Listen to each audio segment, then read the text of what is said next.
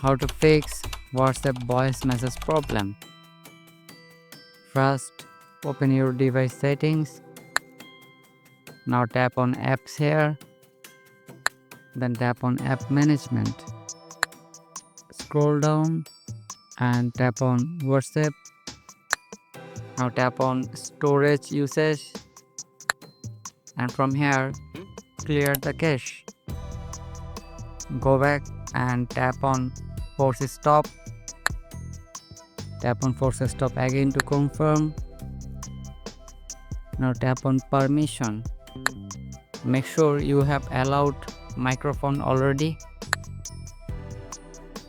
Then go back and restart your phone. When your phone is open, then open your WhatsApp app and try voice message. See, your voice message problem is fixed. And that's it. This is how you can fix your WhatsApp voice message problem.